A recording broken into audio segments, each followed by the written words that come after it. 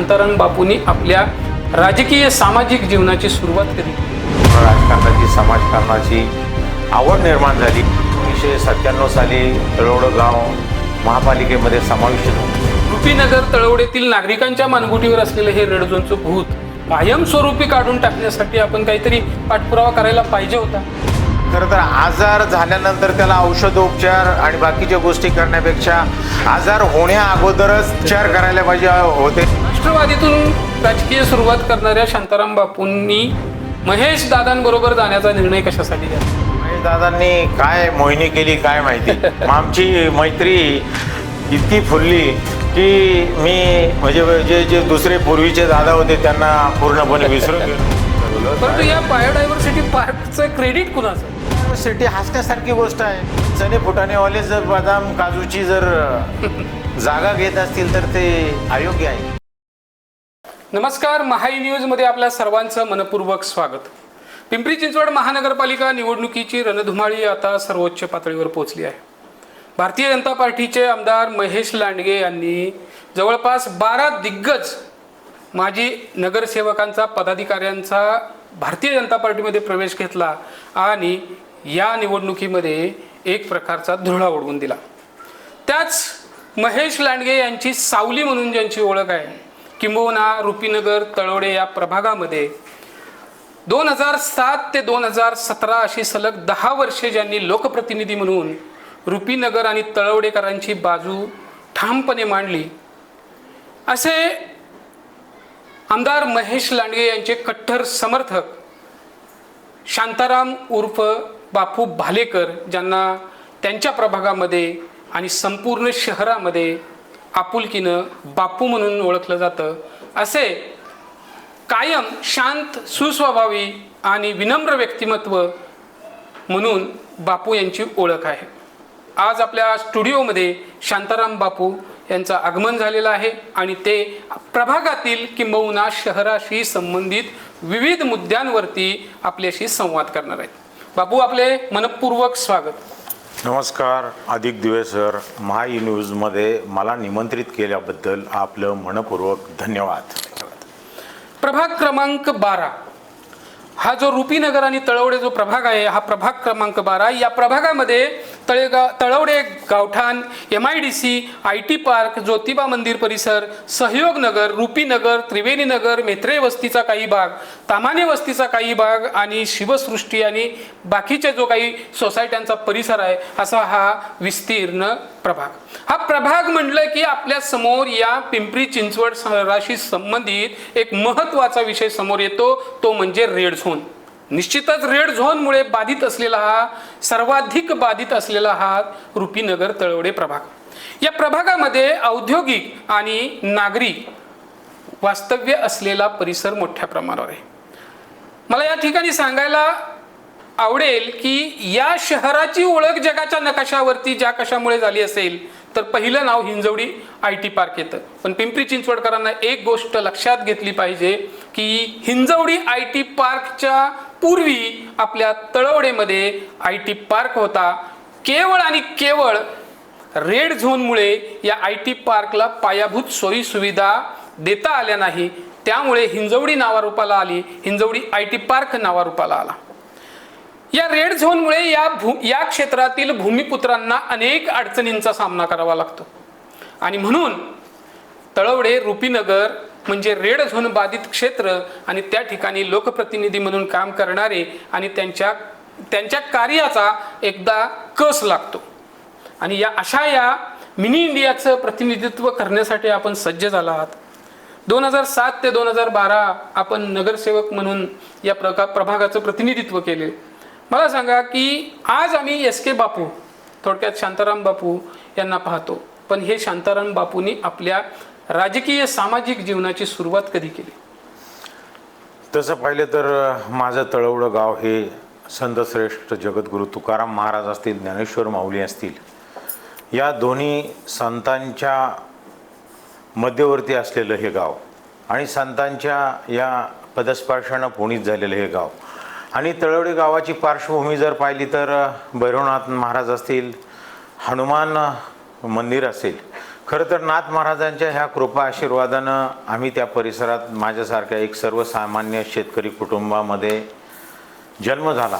त्यानंतर सातत्यानं आई वडील नोकरी करत असताना आईने शेती करून वडिलांना चांगल्या प्रकारे हातभार लावला आणि मी कॉलेज जीवनाच्या कालावधीमध्ये संघवी केसरी महाविद्यालयामध्ये असताना खरं तर जनरल सेक्रेटरी म्हणून मला खऱ्या अर्थानं राजकारणाची समाजकारणाची आवड निर्माण झाली आणि त्या परिसरामध्ये संघवी केसरी महाविद्यालयामध्ये जनरल सेक्रेटरी म्हणून मी काम केलं.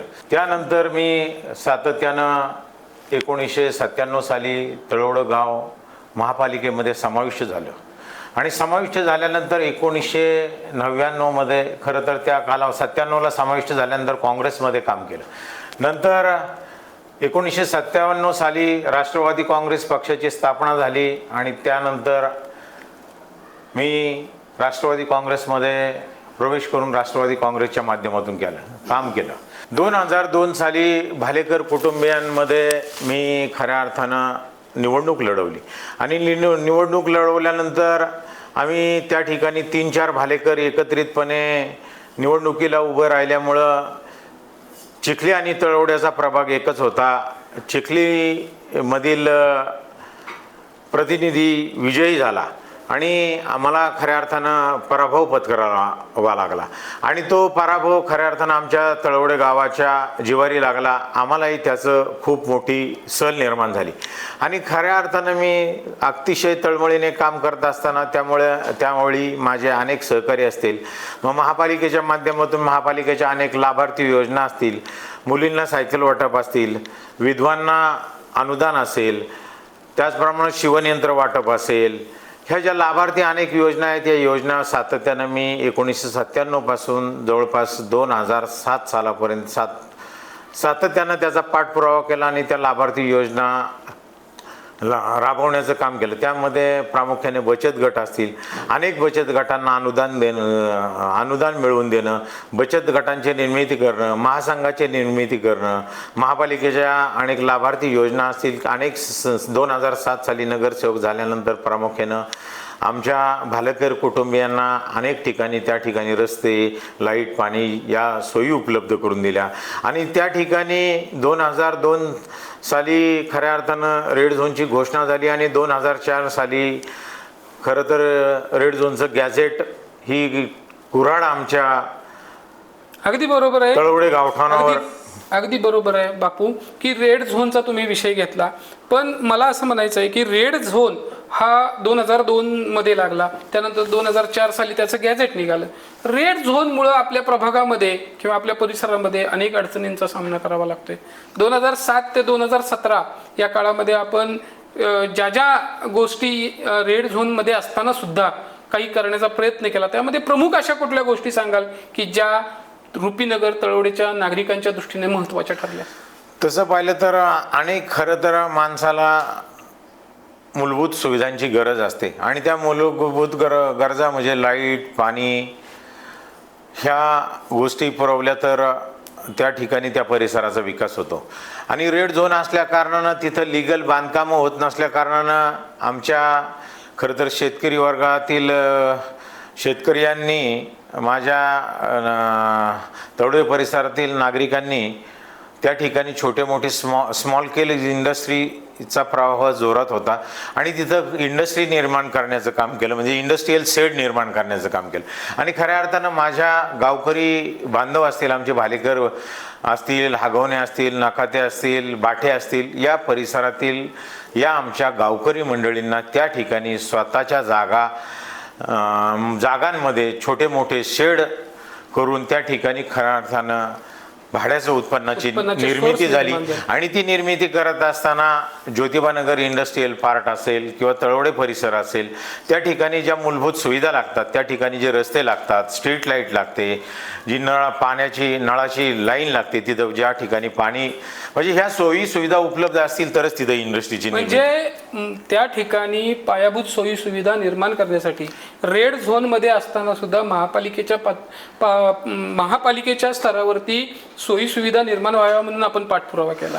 रेड झोन असताना सुद्धा मग संबंधित अधिकारी त्या ठिकाणी आयुक्त साहेब असतील, मग एक्झिक्युटिव्ह इंजिनियर असतील, डेप्युटी असतील, जेई असतील, यांना सातत्यानं पाठपुरावा करून त्या परिसरामध्ये माझ्या या नागरिक माता भगिनी असतील, विद्यार्थी असतील, त्या परिसरातील नागरिकांना सुविधा पुरवण्यासाठी मी सातत्यानं त्याचा पाठपुरावा केला.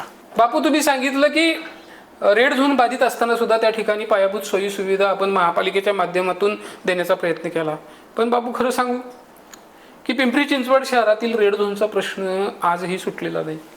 हा प्रश्न कायमस्वरूपी सुटावा किंवा रेड झोन मुक्त पिंपरी चिंचवड व्हावं यासाठी आपण काही पाठपुरावा करणार आहे का?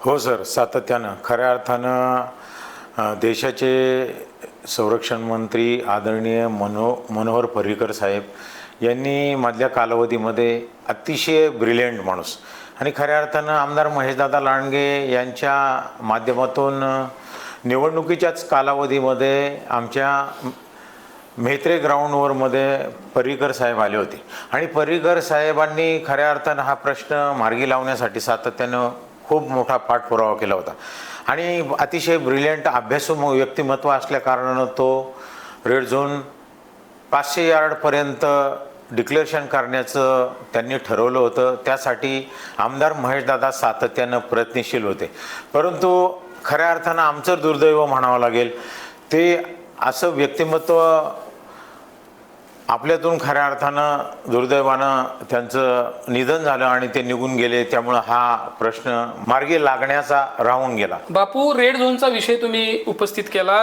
रेड झोन बाधित मिळकतधारकांना किंवा त्या परिसराला पायाभूत सोयी सुविधा पुरवण्याकरिता आपण महापालिका पातळीवरती चांगल्या पद्धतीनं पाठपुरावा केला. त्या ठिकाणी सुविधा मिळाल्या सुद्धा.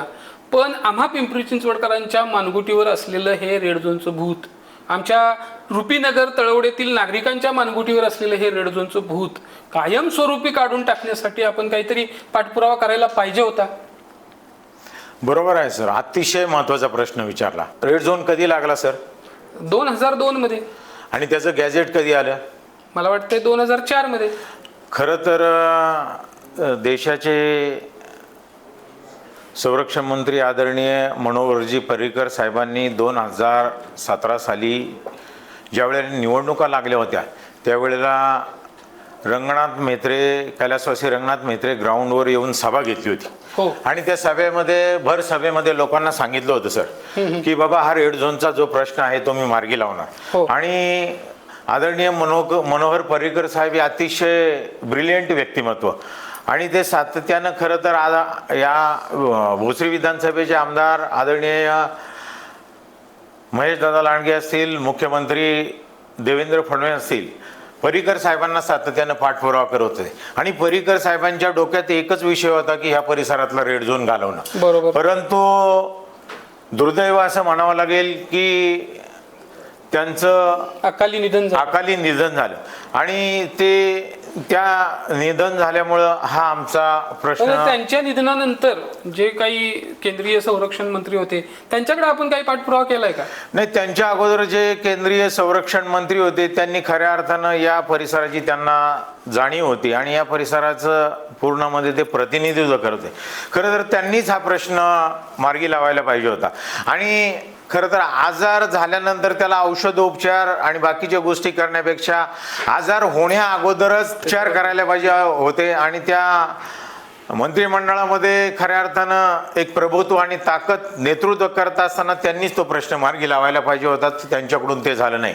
पण अलीकडल्या कालावधीमध्ये मधल्या कालावधीमध्ये देशाचे संरक्षण मंत्री आदरणीय राजनाथ सिंह या परिसरात आपल्या DY पाटील कॉलेजमध्ये आले होते आणि देवेंद्र फडणवीस आणि आदरणीय आपले भोसरी विधानसभेचे दमदार कर्तृत्व संपन्नार राजनाथ सिंह यांना आम्ही प्रत्यक्ष भेट घेतली आणि त्या ठिकाणी पत्र दिलं आणि पत्र दिल्यानंतर राजनाथ सिंह साहेबांनी पण महेशदादा लांडगेंना एक आश्वासन दिलं, महेशदादा या प्रश्नात मी लक्ष घालून थोड्याच दिवसामध्ये हा 500 यार्ड करण्यासाठी मी प्रयत्नशील आहे आणि लवकरच तुम्हाला याचं आउटपुट मिळेल आणि हा प्रश्न मी माझ्याकडून मार्गी लावला जाईल, अशा प्रकारचं आश्वासन दिलं होतं. म्हणजे आम्ही पिंपरी चिंचवडकरांनी आशा करायला हरकत नाही की जो वर्षानुवर्षे रखडलेला रेड झोनचा जो प्रश्न आहे, जो जसं तुम्ही सांगताय, तुम्ही पहिल्यांदा म्हणजे सांगितलं की 2002 मध्ये ज्या वेळेला रेड झोनची घोषणा झाली त्याच त्याच वेळेला जर हा प्रश्न कायमस्वरूपी सोडवला असता तर आज या प्रश्नाचं गंभीर स्वरूप आपल्याला पाहायला मिळालं नसतं.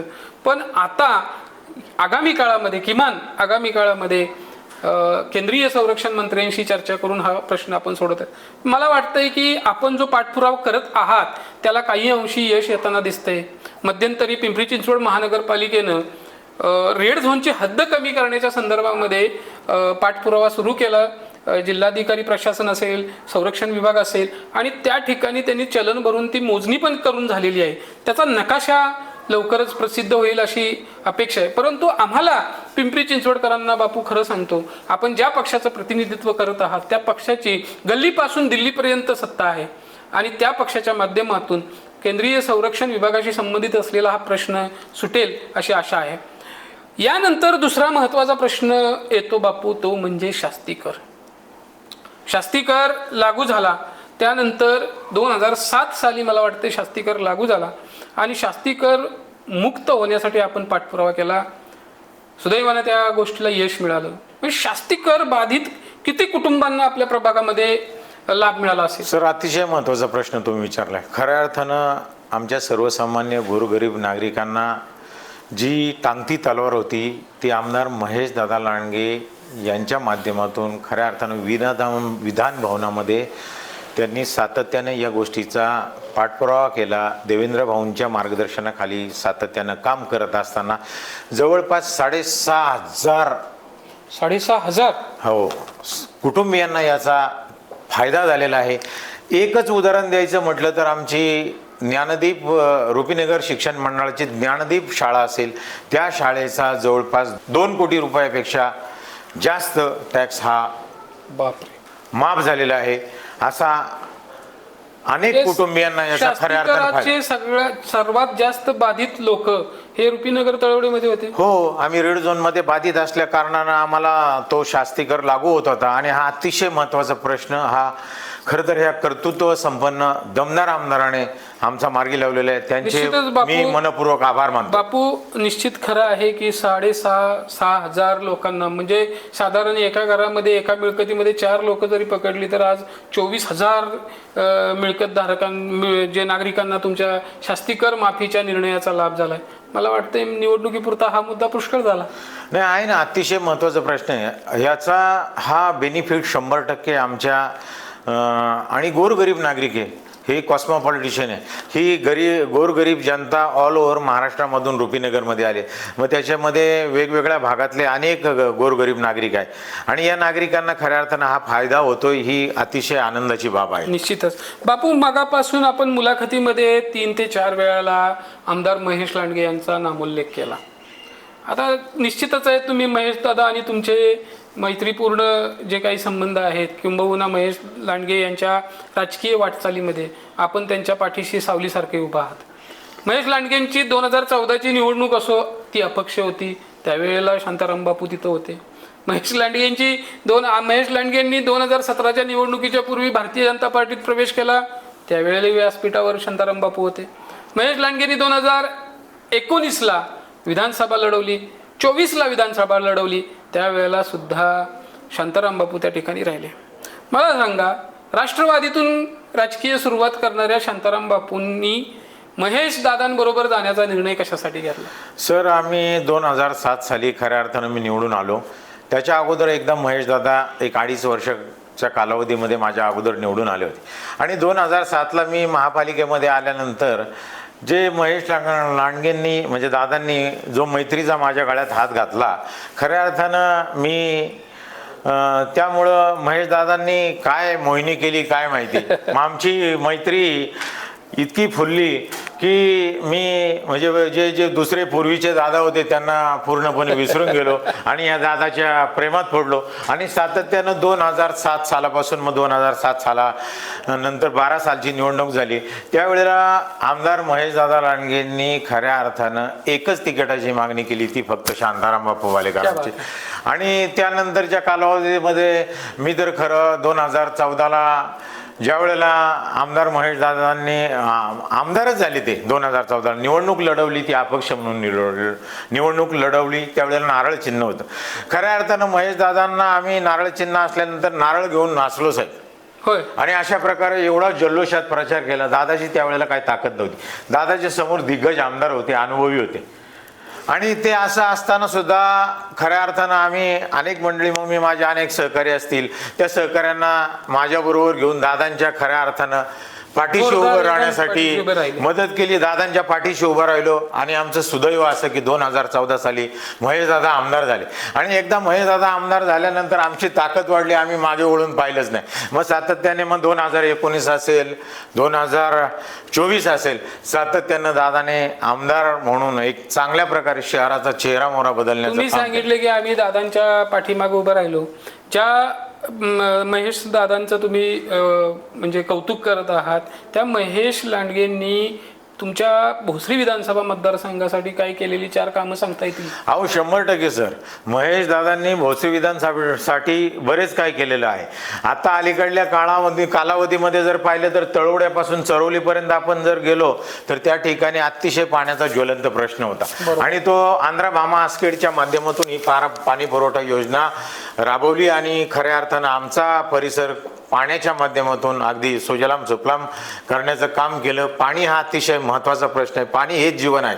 आणि अतिशय झपाट्यानं वाढणारी भारत देशामध्ये सर्वात जर पाहिलं तर पिंपरी चिंचवड शहराची वाढ ही अतिशय झपाट्याने होत आहे. आणि ह्या झपाट्याने वाढत असलेल्या शहराला पाण्याचा हा प्रश्न मूलभूत सुविधामध्ये अतिशय महत्त्वाचा आहे. आणि तो प्रश्न सोडवण्याचं काम आमदार महेशदादांनी या ठिकाणी सातत्यानं म्हणजे विधान भवनामध्ये पाठपुरावा करून पाण्याची योजना आमच्याकडे आणून तो पाणी प्रश्न मार्गी लावलेला आहे. निश्चितच बापू, पाणी पुरवठा झाला. त्या पाणी पुरवठ्याच्यामुळे साधारण तुमचा जो चरोली मोशी चिखली जो रेसिडेन्शियल कॉरिडॉर तयार झालेला आहे, त्या ठिकाणी सुद्धा पाणी पुरवठा योजनेचा फायदा होईल. अजूनही अद्याप काही ठिकाणी पाण्याच्या समस्या आहेत, त्या आगामी काळात ते सुटतील अशी अपेक्षा करूयात. यानंतर आणखी काही कामं तुम्ही सांगू शकाल का? अनेक कामं आहे. पाण्याची पण समस्या आहे साहेब. आता धरण उशाला आणि कोरड कशाला अशी परिस्थिती आहे. खरं तर आमदारांनी आमच्या परिसरामध्ये पाण्याचा हा प्रश्न मार्गी लावलेला आहे. पण प्रशासनाची याच्यामध्ये खूप मोठा हलगर्जीपणा आहे. ह्या गलथान कारभार. रात्री माझ्या माय भगिनींना 11 वाजता आणि 3 वाजता पाणी भरावं लागतं. ही अतिशय दुर्दैवाची बाब आहे. मी ज्या वेळेला 2007 साली नगरसेवक झालो, 2007 सालापासून 17 सालापर्यंत वॉर्डामध्ये पाणी वेळच्या वेळी पाणी पुरवठा करत होतो. आज या माता भगिनींना रात्री 1 वाजता, रात्री 3 वाजता, रात्री 11 वाजता या संबंधित अधिकारी जे पाणी पुरवठाला आहेत ना, यांनी यांच्या बायकोला रात्री 1 वाजता आणि 3 वाजता उठवावं. मग त्यांना कळेल, त्याची जाणीव होईल त्या वेदना काय आहेत त्या माई भगिनींच्या.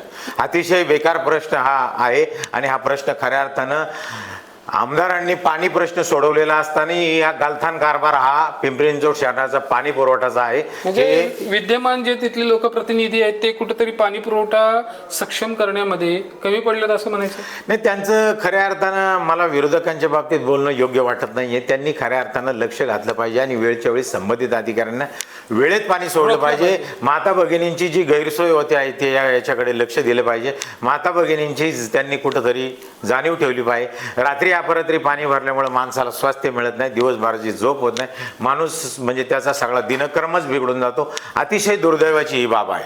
बरोबर आहे. बापू, मला सांगा की यानंतर मला विकास कामं काहीतरी सांगा. तसं विकास कामं जर पाहिली म्हटलं तर अहो हा हिंदुत्ववादी आमदार, या आमदाराचं नाव संपूर्ण महाराष्ट्रामध्ये नव्हे तर देशामध्ये झालेलं आहे साहेब. खरं तर हा स्टॅच्यू ऑफ हिंदू भूषण जगातला सर्वात उंच आणि मोठा पुतळा संभाजी महाराजांचा, ज्याची हिंदूची मान गर्वाने, हिंदूची छाती 2 इंच भरून येते फुगते, अशा संभाजी महाराजांचा पुतळा बसवण्याचं काम ह्या हिंदुत्ववादी आमदार महेशदादांनी केले. म्हणूनच आम्ही यांच्या पाठीशी आहोत. क्या बात आहे, क्या बात आहे. त्यानंतर आणखी काय सांगाल साहेब? अनेक कामं आहेत. तसं पाहिलं तर संविधान भवन, हे संविधान भवन खरं तर कुठं व्हायला पाहिजे होतं? आंतरराष्ट्रीय दर्जाची त्यामध्ये लायब्ररी तयार होते. हे व्हायला पाहिजे होतं मुंबईमध्ये, दिल्लीमध्ये, पुणे शहरामध्ये. पण ह्या आमदार पाठ्यानं ते ओढून आणलंय पिंपरी चिंचवडमध्ये. आणि पिंपरी चिंचवड शहरातच नव्हे तर स्वतःच्या भोसरी विधानसभामध्ये या संविधानाच्या याच्याबद्दल डॉक्टर बाबासाहेब आंबेडकरांनी जे संविधान लिहिलं आणि या संविधानावर कायदा सुव्यवस्था जी चालते याचा आम्हाला खऱ्या अर्थानं गर्व वाटतो की हे एवढा मोठा प्रोजेक्ट आमदार महेश दादांनी या आमच्या शहरामध्ये नव्हे तर भोसरी विधानसभेमध्ये आणलेला आहे. बरोबर आहे. आणखीन काय सांगा? अनेक प्रकल्प आहे. वेस्ट एनर्जीचा प्रकल्प असेल 450 कोटी रुपयाचा. त्यावेळेला दादा, जेव्हा मी महापालिकेत होतो साहेब, त्यावेळेला दादा हा प्रोजेक्ट करत होता, याला अनेकांचा विरोध होता. पण आज वेस्ट एनर्जी प्रकल्प, त्याच्यामधून होणारी वीज निर्मिती, आणि आज या शहराला कळलंय की महेश लांडगे जो प्रोजेक्ट आणत होते तो अतिशय 1 नंबरचा प्रोजेक्ट आहे. महेश लांडगेंनी आणलेला प्रोजेक्ट या पिंपरी चिंचवड शहराला आणि या संबंधित अधिकाऱ्यांना दाखवून दिले की हा 1 नंबरचा प्रोजेक्ट माझ्याकडून केला गेला आहे. बरोबर.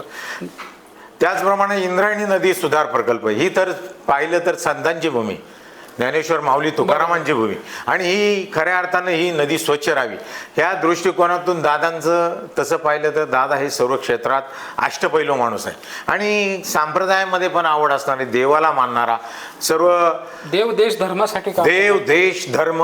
मग त्यामध्ये खऱ्या अर्थानं लहान मूल असेल, एखादी मुलगी असेल, एखादी माय भगिनी असेल, एखादा वयस्कर आजोबा असतील, त्यांच्यासाठी हवासा वाटणारा हा आमदार खऱ्या अर्थानं या ठिकाणी काम करत असताना एक वेगळ्या प्रकारचा ठसा, एक वेगळ्या प्रकारचं व्यक्तिमत्व या आमदार साहेबांनी निर्माण केलेलं आहे. बरोबर. आपल्या स्वतःच्या कर्तृत्वानं.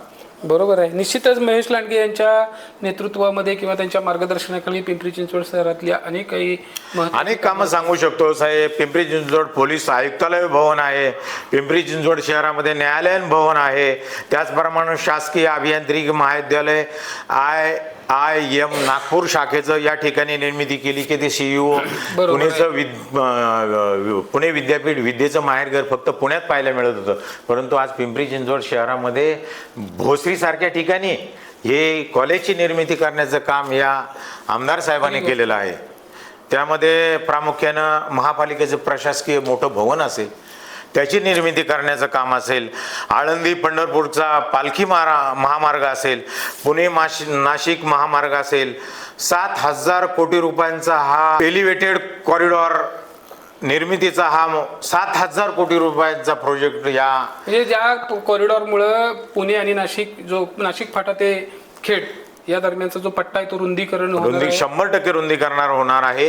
आणि या रुंदीकरणामध्ये तसं पाहिलं तर आज तुम्ही जर पाहिलं ना साहेब, आपण इथून पुढे जर गेलो तर अनेक गाव, मग चाकण असेल, खेड असेल, या ठिकाणी मोठ्या प्रमाणात जर खेडला जाऊन यायचं म्हटलं तर या ठिकाणी 3 तासाचा कालावधी लागतो. सर, हा अतिशय दुर्दैवी प्रसंग आहे. खरं तर ही दुर्दैवी प्रशासनाची आणि याची हे खरं तर केंद्रीय गृहमंत्री, रोड मंत्रीच म्हणावं लागेल, आदरणीय गडकरी साहेब असतील, आमदार महेश दादांनी याचा सातत्यानं, मग केंद्रीय गव्हर्नमेंट असेल, स्टेट गव्हर्नमेंट असेल, आदरणीय देवेंद्र फडणवीस असेल, आदरणीय नितीनजी गडकरी साहेबांना पाठपुरावा करून हा 7,000 कोटी रुपयांचा प्रोजेक्ट या ठिकाणी आणून राबवण्याचा मानस खऱ्या अर्थानं हा या ठिकाणी आमदार महेश दादांच्या लांडग्यांच्या माध्यमातून या ठिकाणी होतोय.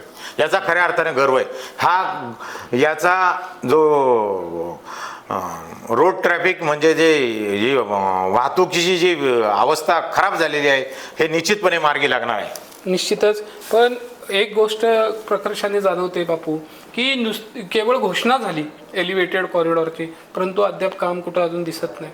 त्याच्या पाठीमागची कारणं अशी आहेत की भूसंपादन आणि भूसंपादनासाठी लागणारा निधी, तो निधी मिळावा यासाठी महेश लांडगेंनी सातत्यानं पाठपुरावा केलेला आहे आणि आपल्या काळात सुद्धा तो पाठपुरावा केला जावा अशी अपेक्षा आहे. महेश लांडगे हे असं व्यक्तिमत्व आहे, एकच कॉल आणि प्रॉब्लेम सॉल्व. महेश लांडगे हे व्यक्तिमत्व कॉल केल्यानंतर बोलून घेतात, गाडीत बसवतात आणि 5व्या मिनिटाला गाडीमधून उतरवतात. हे चालतो बोलतो ऑफिस आहे साहेब. दादांना कॉल केला ना, बापू कुठे रे, ये बाबा, बस गाडीत. 5 मिनिट गाडीत फिरतात, काय तुझी अडचण आहे, असं माझं दिवे साहेबांकडे काम आहे. लगेच दिवे साहेबांना फोन, दिवे साहेब, शांताराम बापूचं माझ्या काम आहे, काम मार्गी लावा. असं हे व्यक्तिमत्व, एक आगळं व्यक्तिमत्व आमच्यासारख्यांना या ठिकाणी मिळालं, हे खरं तर आम्ही आमचं भाग्य समजतो. निश्चितच बापू, आपण आता महेश लांडगेंवरती बरीच चर्चा केली. मला सांगा की आपल्या गावातल्या प्रमुख समस्या काय आहेत? मला आठवतं आहे की पावसाळा आला त्यावेळेला आपल्या गावची जी काही स्मशानभूमी होती, त्या स्मशानभूमीला पाण्यानं वेढा दिला अशी काहीतरी परिस्थिती झाली होती. त्यावेळेला मी बातम्या पण केल्या होत्या. खरंच त्या स्मशानभूमीची काही पार्श्वभूमी वगैरे आपल्याला सांगता येईल का? नाही, निश्चितपणे पार्श्वभूमी सांगता येईल साहेब. आता अलीकडे तुम्ही म्हणताय पाण्याने वेढा दिला, पण ते एकदाच झालं मोठ्या प्रमाणात पाऊस झाल्यामुळं. पण ह्या स्मशानभूमी संदर्भात जर बोलायचं म्हटलं तर हा अतिशय ज्वलंत प्रश्न आहे. ज्या वेळेला मी 2007 साली नगरसेवक झालो त्यावेळी खऱ्या अर्थानं तिथं स्मशानभूमीच नव्हती. म्हणजे गावाला स्मशानभूमीच नव्हती. हो, एकदम दगड गोट्याचा मग ते जे आता समजा 2007 पर्यंत स्मशानभूमीच नाही गावाला, तर मग त्यावेळेला जो अंत्यविधी असायचा तो कुठं करायचे? तो माळरानावरच केला जात होता.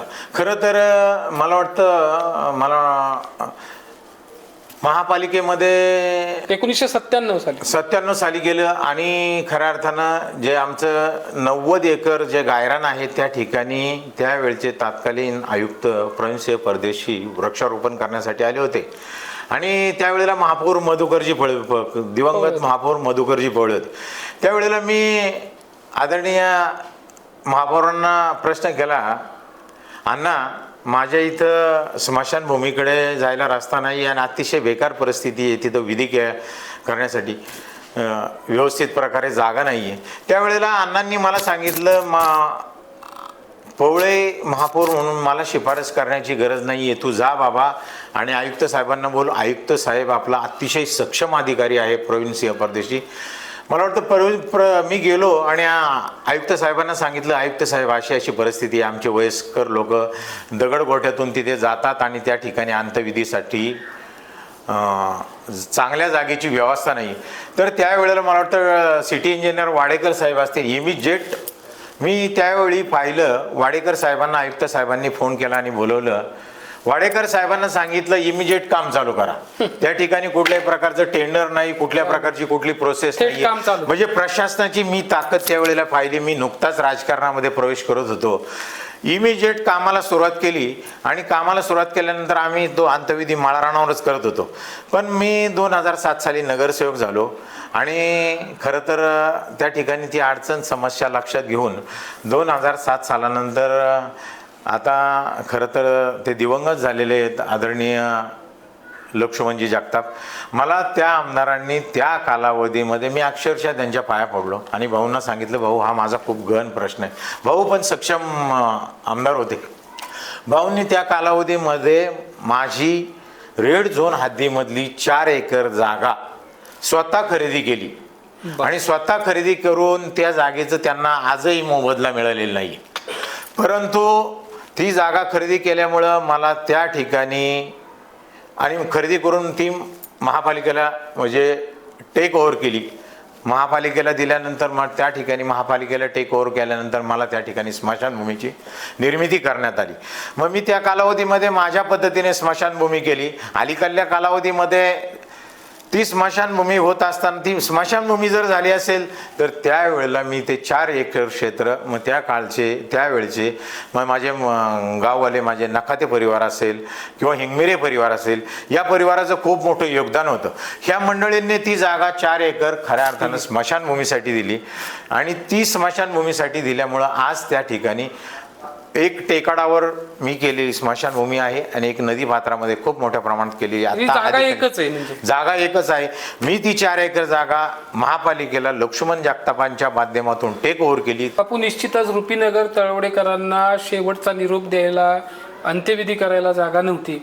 ती जागा आपण निर्माण केली. मला वाटते की जोपर्यंत गाव हयात आहे तोपर्यंत ही गोष्ट त्यांच्या स्मरणात राहील की शांताराम बापू नावाचे कोणीतरी लोकप्रतिनिधी होते आणि त्यांनी ही स्मशानभूमीसाठीची जागा उपलब्ध करण्यासाठी पाठपुरावा केला. किंबहुना आता आपण सांगितलं की दिवंगत आमदार लक्ष्मण जगतापांचे आपण पाय धरले की ही जागा मला मिळाली पाहिजे.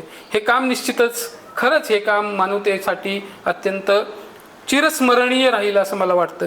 बापू, तुम्ही सांगितलं की अलीकडच्या काळामध्ये की तुमच्या प्रभागामध्ये असेल किंवा काय, ते श्रेयवादाची लढाई अनेकदा आम्ही प्रसारमाध्यमातून ऐकतो.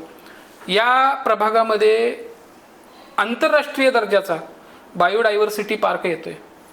त्या बायोडायव्हर्सिटी पार्कसाठीचं क्रेडिट कुणाचं अशा प्रकारे अनेकदा होतं, त्याबद्दल काय सांगा? अहो, अतिशय हसू येण्यासारखा प्रश्न विचारला. बायोडायव्हर्सिटी तो प्रोजेक्ट होत असताना सत्ता भारतीय जनता पक्षाची, बरोबर, आमदार भारतीय जनता पक्षाचे, या ठिकाणी कार्यक्षम आमदार महेशदादा लांडगे असताना यांनी तो पाठपुरावा करून बायोडायव्हर्सिटी प्रकल्पाला खऱ्या अर्थानं 2007 साली आमदार महेशदादा लांडगे आम्ही एकत्रित काम करत असताना आमचं व्हिजन वेगळं होतं. काय होतं? दादांच्या माध्यमातून मी सातत्यानं मला त्या ठिकाणी डिअर सफारी पार्क करायचं होतं. परंतु तुम्हाला सांगितल्याप्रमाणे 2002 साली रेड झोन आलं, 2004 साली त्याचं गॅझेट आलं आणि त्या ठिकाणी इन्फ्रास्ट्रक्चर करायला आम्हाला अडचणी येत गेल्या रेड झोनमुळं. आणि या रेड झोनचा ही टांगती तलवार आमच्या बोकांडी आल्या कारणानं आम्हाला तो एवढा मोठा प्रोजेक्ट खऱ्या अर्थानं महेशदादा यासाठी मला सातत्यानं पाठपुरावा करत होते की हा खूप मोठा प्रोजेक्ट माझ्या तळवडेवासियांना त्या ठिकाणी एक वेगळ्या प्रकारचं जापनीज पद्धतीचं खऱ्या अर्थानं आम्हाला त्या ठिकाणी पर्यटन स्थळ करायचं होतं. परंतु ह्या रेड झोनच्या टांगत्या तलवारीमुळं आम्हाला ते खऱ्या अर्थानं करता नाही आलं. मग आता त्यामुळे तुम्ही भूमिका बदलली, म्हणजे इन्फ्रास्ट्रक्चर करायला लागू नये रेड झोनमुळं, तर मग बायोडायव्हर्सिटी पार्क जिथे त्या ठिकाणी नैसर्गिक त्याचा वापर होईल आणि जास्तीचं काही इन्फ्रास्ट्रक्चर तिथं करावं लागणार नाही म्हणून डिअर सफारी पार्क ऐवजी बायोडायव्हर्सिटी प्रोजेक्ट करण्याचं ठरवलं. परंतु या बायोडायव्हर्सिटी पार्कचं क्रेडिट कुणाचं? नाही, बायोडायव्हर्सिटी हसण्यासारखी गोष्ट आहे. मी सांगितलं ना सर, कसं आहे, चणे फुटाणे आणि बदाम किंवा काजू याच्यामध्ये फरक आहे.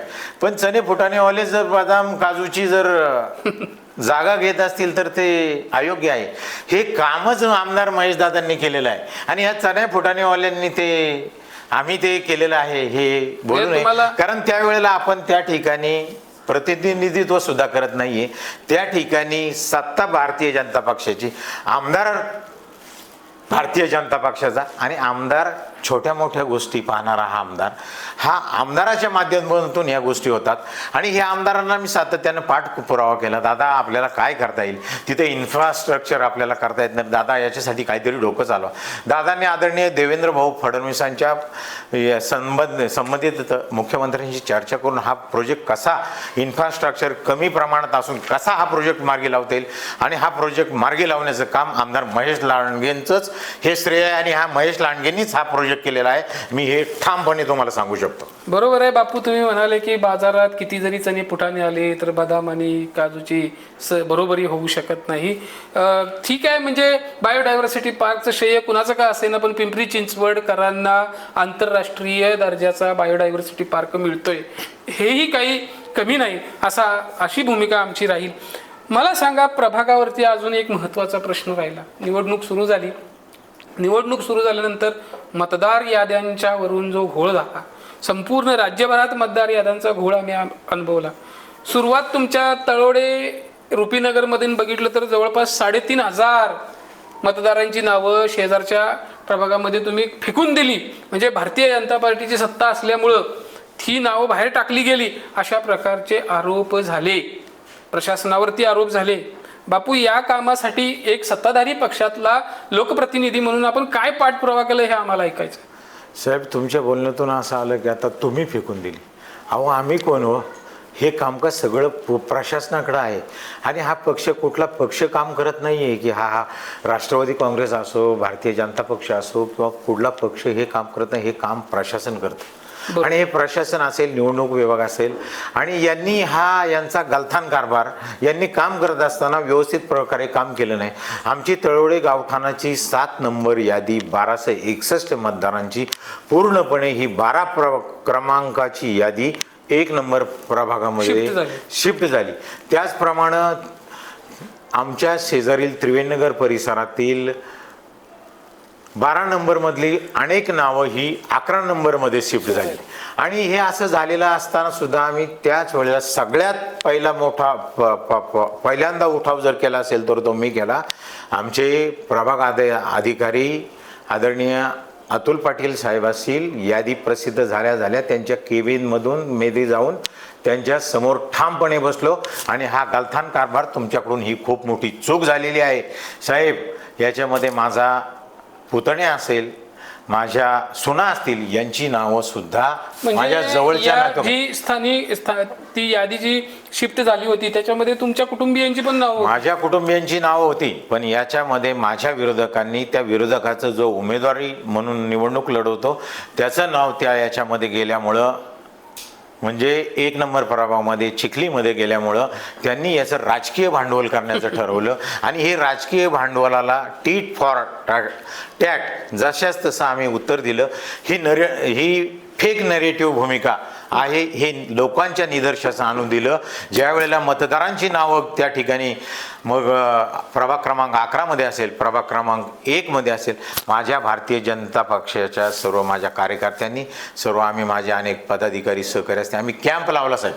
हो, प्रत्येक सोसायटीमध्ये गेलो, प्रत्येकाच्या घरोघर गेलो आणि प्रत्येकाच्या घरोघर जाऊन त्या नागरिकांना बाहेर बोलवून त्यांचं आधार कार्ड, त्यांचे ते फॉर्म भरले आणि ती नावं जास्तीत जास्त प्रमाणात ती नावं पुनश्च प्रभाग क्रमांकमध्ये 12 मध्ये आणण्याचं काम या ठिकाणी केलं. मला तुम्हाला बोलावंसं असतं, मागच्या वेळीसुद्धा या विरोधकांनी माझा असाच अपप्रचार केला. माझ्यावर नाही ती वेगळ्या प्रकारची खऱ्या अर्थानं धूळफेक किंवा वेगवेगळ्या प्रकारचे आरोप, खोटे आरोप करण्याचं काम केलं. खरं तर माझा सहकारी आज माझा भावकीमधला अगदी नाव घेऊन सांगतो, प्रवीण भालेकर असेल, तो खरं तर मागच्या वेळी मी राष्ट्रवादी त्या प्रश्नावर येणारच होतो बापू. म्हणजे आपल्या माध्यमातून प्रभागात जी नावं बाहेरच्या प्रभागामध्ये शिफ्ट झाली होती ती नावं आपण परत आणण्यासाठी यशस्वी पाठपुरावा केला, तो आम्ही पाहिला. आता प्रभागावरच बोलत आहोत.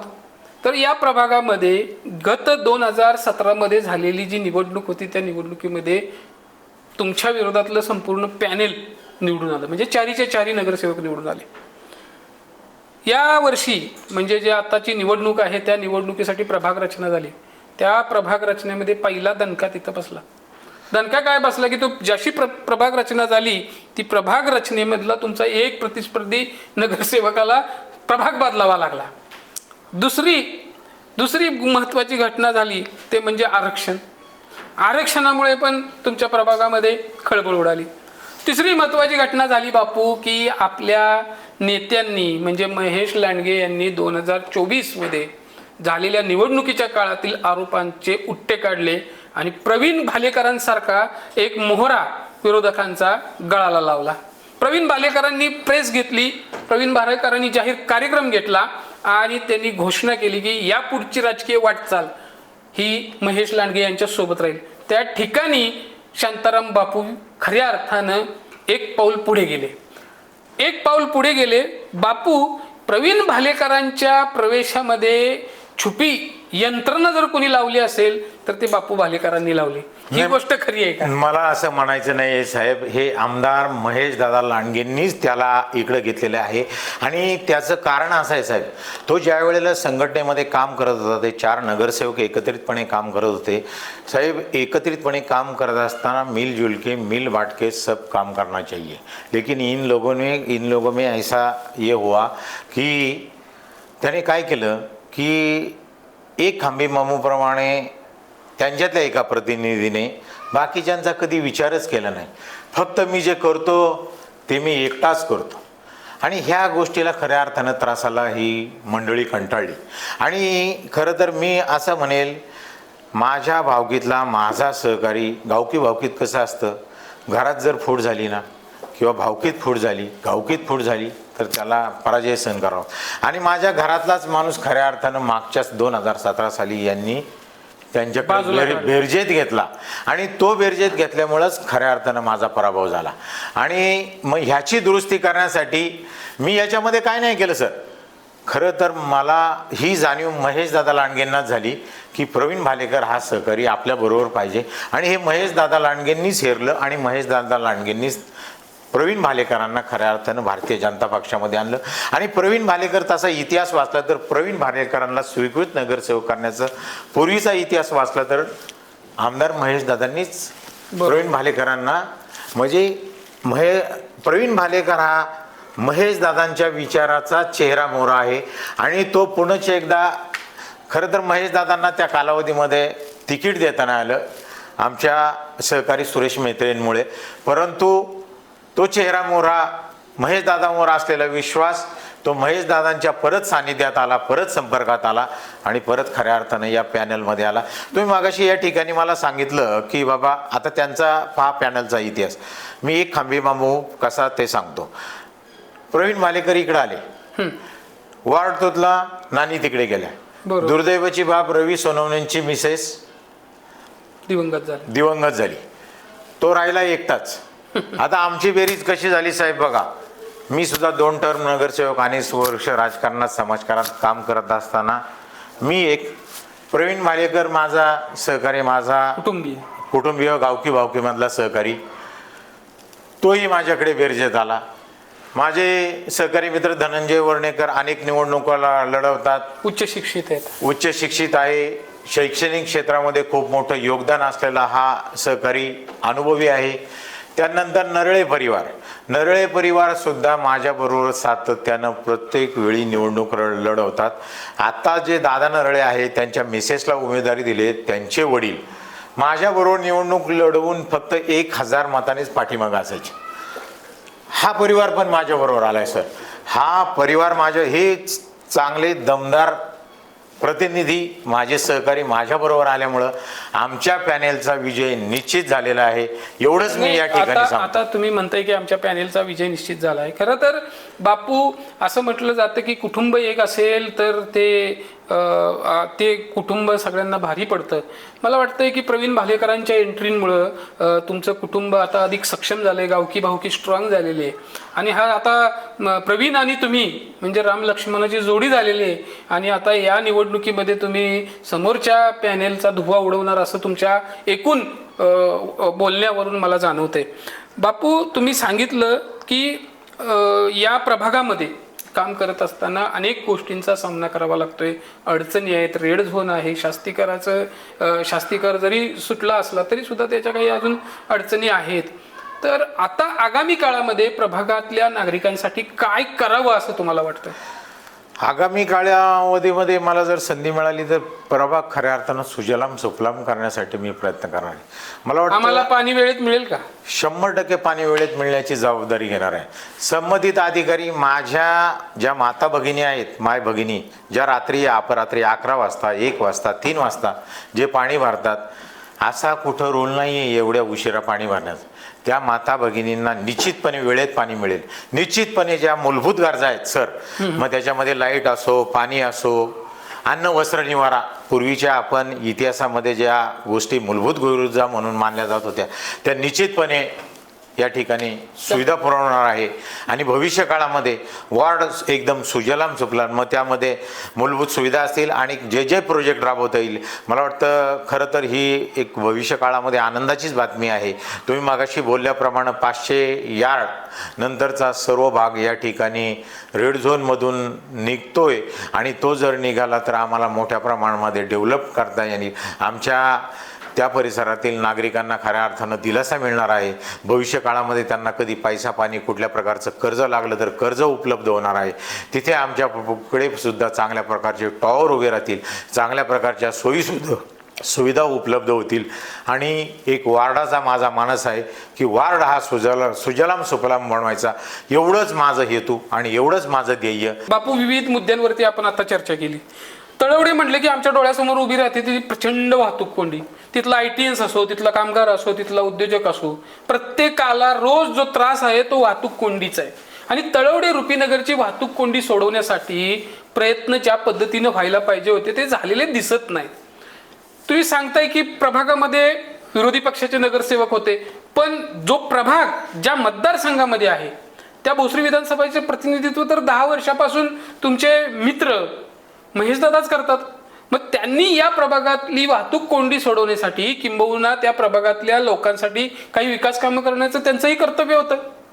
काय त्यांनी कोणकोणती विकास कामे केली? साहेब, त्यांच्या विकास कामांचा डोंगर आहे. त्यांची विकास कामं सांगण्याची यादी सांगायला लागलो तर आपल्याला 2 दिवस लागतील. काय एवढं मोठं काम आहे. 10च कामं चांगली सांगा बापू. अहो 10 कामं काय, मग बायोडायव्हर्सिटी पार्क असेल. आत्ता अलीकडल्या कालावधीमध्ये चिखली तळवड्यामध्ये दादांनी 7 रस्ते मंजूर केलेले आहेत. होय. आणि त्या 7 रस्त्यांचं थोड्याच दिवसामध्ये आत्ता काम चालू आहे. होय. आणि जे 7 रस्ते मंजूर केलेत ते केलेले आमदारांनी रस्ते आहेत, ते रस्ते करून देण्याचं काम सुद्धा आमचे विरोधक नगरसेवक चौकात सांगतायत की हे करून द्यायचं नाही म्हणून. हे रस्ता अडवतायत. शेतकऱ्यांचे ज्या जमिनीचा कब्जा मिळण्यासाठी किंवा जमिनीसाठी दादा प्रयत्न करतायत, त्यांना सुद्धा फूस लावून तो रस्ता होऊ नये. ती जागा शेतकऱ्याने ताब्यात देऊ नये याच्यासाठी सुद्धा विरोधक त्या शेतकऱ्यांना फूस लावण्याचं किंवा हे करण्याचं सार्वजनिक कामामध्ये अडथळा निर्माण करण्याचं 100% अडथळा निर्माण करतात आणि स्वतः चौकात सांगतात की ते करायचं नाही, ते रस्ते झाले नाही पाहिजे. मग आता तर लोकांना मतं मागायला गेल्यावर कोण दारात सुद्धा उभा करणार नाही. परंतु ते जनता ठरवेल सर. जनतेला माहिती झालेले ते चौकात म्हटलेले आहेत की हे रस्ते आमदारांचे आहेत, हे आमदारांनी जी कामं आणलेली आहेत ही कामे आम्ही करू देणार नाही असा त्यांचा ठाम. म्हणजे ही अधिकारशाही आणि हुकुमशाही झाली. हुकुमशाही टाईप काम करतात. हुकुमशाहीमुळे जनता त्यांना वैतागलेली आहे. त्यामुळेच त्यांना आता जनता त्यांचं उत्तर देणार आहे. दादांच्या बाबतीत बोलायचं म्हटलं तर खऱ्या अर्थानं साहेब सरसकट शास्तीकर 6500 मिळकती ज्या गोरगरीब नागरिक आहे, कॉस्मोपॉलिटिशियन माझे ऑल ओव्हर महाराष्ट्रातून या ठिकाणी गोरगरीब जनता आलेली आहे, त्यांचा हा शास्तीकर माफ करण्याचं काम केलं. मी अनेक तुम्हाला चालता बोलता आता अनेक प्रोजेक्ट सांगितले. आंध्रा भामासखेडचा सांगितला. महावितरण उच्चदाब केंद्राची पण उभारणी दादा त्या ठिकाणी करतायत, त्याच्यासाठी जागा पण उपलब्ध केली. ही सगळी साहेब हे मला तुमच्याशी बोलत असताना मला थोडं काही गोष्टी म्हणजे बोलाव्या वाटतात की हे काम खऱ्या अर्थानं आमदार महेश दादा लांडगे करतात. यांची स्वतःची पत्र, यांची स्वतः सगळ्या गोष्टींचा पाठपुरावा हे करतात, पण आमचे विरोधक त्या ठिकाणी त्याचं श्रेय घेण्याचं काम करतात. ही अतिशय दुर्दैवाची बाब. मला सांगा तुम्ही आमदार मोठा की नगरसेवक मोठा? खऱ्या अर्थानं आमदार या ठिकाणी मोठा असताना आमच्यासारखे कार्यकर्ते, मी गेली सातत्यानं 10 वर्ष नगरसेवक असल्या कारणानं दादाशी पाठपुरावा करतो. मी नगरसेवक नसलो तरी नगरसेवकासारखं काम वार्डात सातत्यानं पाठपुरावा करतो आणि कामं करण्याचं काम. ते नगरसेवक असून जेवढं काम करत नाही त्याच्यापेक्षा मी ठामपणे तुम्हाला सांगतो की त्यांच्यापेक्षा जास्त काम करण्याचं काम मी करतो. मी सातत्याने माझ्या ऑफिसला उपलब्ध असतो. त्यांचं ऑफिस फक्त उघडून असतं पण ते कधी ऑफिसला नसतात. ही जनता तुम्हाला सांगेल. जनतेत तुम्ही गेले आणि कधी विचारलं ना रुपीनगर परिसरात की तुम्हाला नगरसेवक भेटतो का? नगरसेवक ते सांगतात गावात असतो. बापरे, अशी परिस्थिती वॉर्डामध्ये आहे. बापरे, अजून काय सांगाल बापू? इंद्रायणी नदी सुधार प्रकल्प आहे, संभाजी महाराजांचा स्टॅच्यू आहे. खरं तर दादांना मी मनापासून कौतुक करतो साहेब. दादांनी आता ह्या जे ट्रॅफिकची समस्या आहे ह्या समस्येसाठी आमच्या टॉवर लाईनला 18 कोटी रुपयाचे 2 मोनोपोल उभारण्याचं काम केलेलं आहे. आणि हे एक मोनोपोलचं फाउंडेशन झाले, दुसऱ्या मोनोपोलचं फाउंडेशन होतंय. आणि जो मेन रोड आहे एकता चौकातून दक्षता चौकातून ज्या ठिकाणी रुपीनगरमध्ये तिथे सुद्धा 3 ते 4 मोनोपोल उभारण्याचं काम या ठिकाणी मार्गस्थ होतंय. दादा त्यासाठी फंड उपलब्ध करून देत आहेत आणि ते पण काम थोड्याच दिवसामध्ये या ठिकाणी मार्गी लागणार आहे. आता या ट्रॅफिक समस्येच्या माध्यमातून आपण जर गेलो तर आता सांगितल्याप्रमाणे ह्या 7 रस्त्यांच्या माध्यमातून ठराविक रस्ते झाले तर ट्रॅफिकची समस्या सुटणार आहे. भविष्य काळामध्ये चिखली तळवडे शिवेचा रस्ता आहे साहेब, हो, हाही आपणाला करावा लागणार आहे. त्या परिसरामध्ये असणाऱ्या मिळकत करधारकाला तिथे आमदारांच्या माध्यमातून 4 पट का द्यायचे होईना आणि ही पॉवर्स कमिशनर साहेबांना आहे. आणि कमिशनर साहेबांच्या संपर्कात जाऊन आमदार महेश लांडगे हा अतिशय ट्रॅफिकची समस्या गहन असल्या कारणानं निश्चितपणे तो प्रश्न 4 फटका त्या परिसरातील मिळकतधारकाला द्यावे लागले तरी चालेल, पण तो प्रश्न मार्गी लावल्याशिवाय राहणार नाहीये. आणि त्यासाठी त्या परिसरातील नोटिसा सुद्धा सोडण्याचं आणि त्या रस्त्याची कार्यवाही करण्याचं काम वेगाने चालू आहे. आणि थोड्याच दिवसामध्ये आम्ही भविष्य काळात नगरसेवक झाल्यानंतर सगळ्यात महत्त्वाचा प्रश्न ट्रॅफिक समस्या सोडवण्यासाठी प्रयत्नशील आहोत. नक्कीच बापू, तुमच्या माध्यमातून आणि महेश लांडगे यांच्या माध्यमातून तुमच्या प्रभागातला वाहतुकीचा प्रश्न सुटेल अशी आशा करतो. बापू, आपल्या माध्यमातून किंवा आपल्या सौभाग्यवती आहेत त्यांच्या राजकीय सामाजिक जीवनाच्याकडे पाहिल्यावर एक गोष्ट जाणवते, ती म्हणजे महिला सक्षमीकरणासाठी महिला बचत गटाच्या माध्यमातून काकींनी असेल तुम्ही असेल प्रचंड काम केलेलं आहे. त्याच्याबद्दल काय सांग? खरं तर म्हणतात ना, एखाद्या पुरुषाच्या पाठीमागं जी माझी अर्धांगिनी आहे त्याच्या सक्सेसमध्ये खूप मोठा वाटा असतो. मी निश्चितपणे कबूल करेल की माझ्या अर्धांगिनीमुळेच मी 2 टर्म नगरसेवक झालो आहे. आणि आत्ताच्या टर्मला सुद्धा मला कौतुक करावं वाटतं माझ्यापेक्षा सुद्धा जास्त प्रमाणामध्ये मी काम जर कुठेतरी असेल वाचलंय बापू की ते जवळपास 5,000 महिलांचा महिला बचत गटाच्या माध्यमातून 5,000 महिला आपण जोडून घेतलेले आहेत. हो, बचत गटाचा माझा महासंघ सुद्धा आहे. मी बचत गटाच्या माध्यमातून महासंघ चालवतो. आमच्या रोपीनगर त्रिवेणीनगर परिसरामध्ये अनेक बचत गट आहे. त्या बचत गटांना अनुदान मिळवून देणं, बचत गटांच्या माध्यमातून काम करण्याचं काम माझी सौभाग्यवती करते. त्याचा मला खऱ्या अर्थानं समाजामध्ये सुद्धा माझ्यापेक्षा महिला भगिनींमध्ये एक वेगळी क्रेज असलेली माझी सौभाग्यवती आहे. निश्चितच बापू, आपल्या ज्या अर्धांगिनी आहेत त्या तुमच्यासोबत खांद्याला खांदा लावून काम करतायत. खरं तर हा एक आदर्श आहे.